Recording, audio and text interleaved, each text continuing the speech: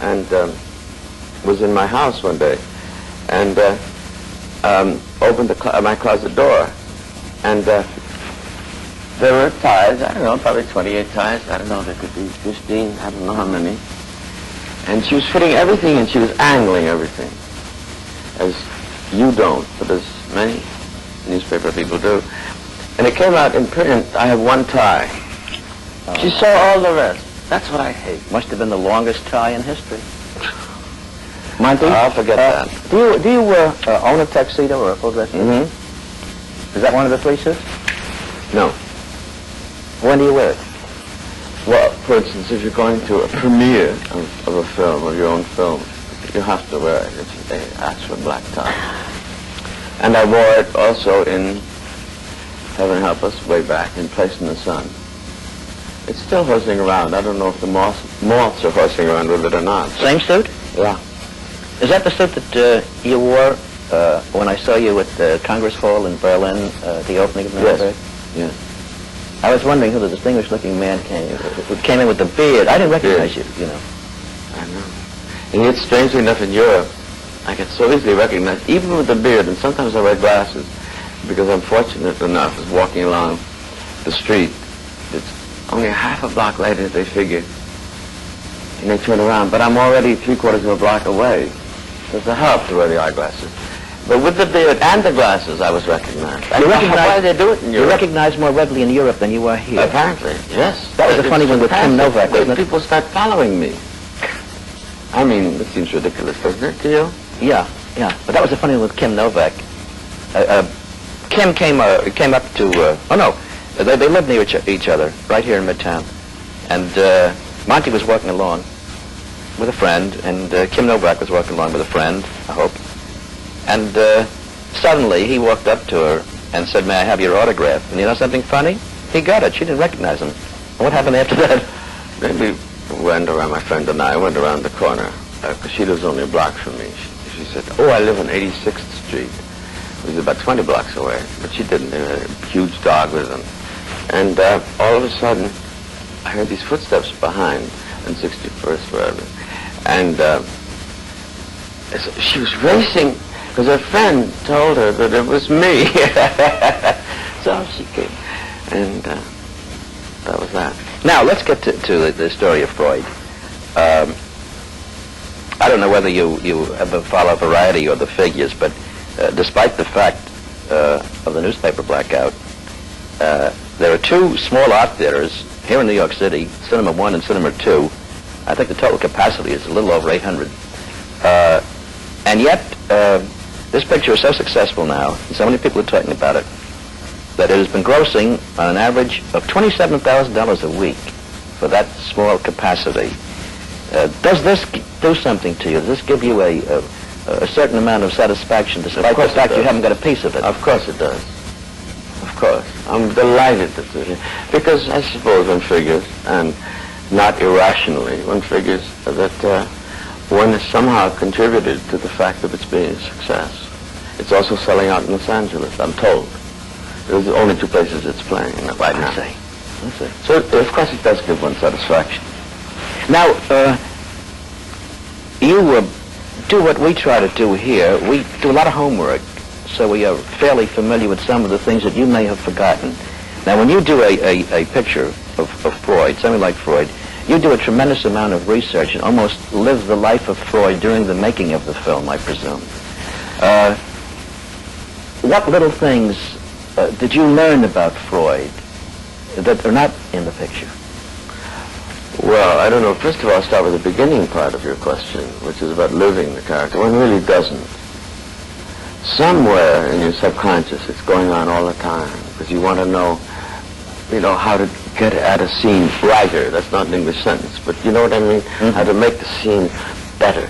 So that little hammer is going all the time.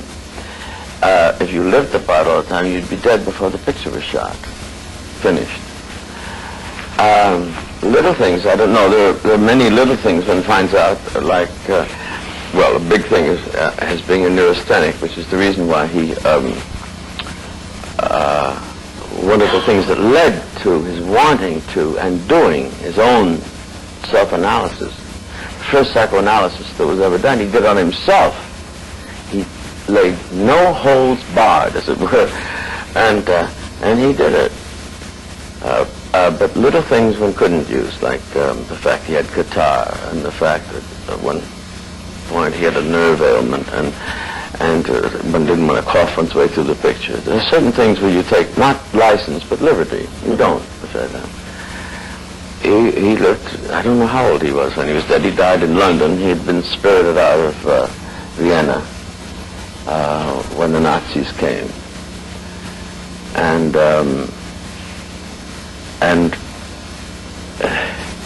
he died of cancer of the mouth. He smoked about 20 cigars a day. And he died of the most painful agony imaginable. He had some machine, something they put in his mouth so he could talk. It was awful. You told me something that Thornton Wilder commented. Oh yes, he knew Freud, and they talked together several times in London, and he mentioned the possible psychological cause of tuberculosis, the possible psychological cause of arthritis, and he even mentioned cancer, and he said it was this wonderful modesty that Freud had. Maybe one day it will be proven that cancer is a result of holding inside oneself a hate. Now, we can only suspect. Maybe his whole life has been led with people, just deriding him and saying, what is sex? It has nothing to do with life. And then he was a Jew also. And his practice when he started with the analysis business would wander down to one a day, which was barely enough to keep the family alive. And he had 5 children, I think eventually 6. One a year. And so he must have been greatly the victim of something of what he just... Do you think that he ever had any realization of the impact that he would have on future generations? Yes. He did? Yes. You asked my opinion. Yes, of course. Only an opinion. I'm sure he did. Do you believe in psychiatry? For instance, have you ever visited an analyst? Oh, yeah, I have. Well, for me, actually, the person that I go to whenever I can, it's terrible because I'm usually working when he has office hours, and he's usually on vacation when I'm free, so we don't really get together very much. But when I do see him, he's a marvelous thing. He's a man of wisdom. And you just plain don't meet many men of wisdom, I find. Now, admittedly, one could say, well, your friendship is very limited. True. But I don't. And it's really like a brilliant mind like Thornton Wilder or Arthur Miller or something. But you're paying them for that hour of wisdom. And I think it's fascinating. Also, the one thing to do with an actor, or if I were directing or whatever, the problem of getting to know yourself sooner than when you're dead is a big problem. And that kind of person who could see certain patterns can be of great assistance, I find. Did you find, after you made Freud, did you find that your sessions with this analyst were even more interesting than they were before? And I just got a 30-second signal, by the way. 30 seconds? Oh, I have no idea. But because they vary, the sessions vary. But I feel so happy now, I don't know what to do. I'm boring him, I think. I think he's bored, but he's too nice to tell me.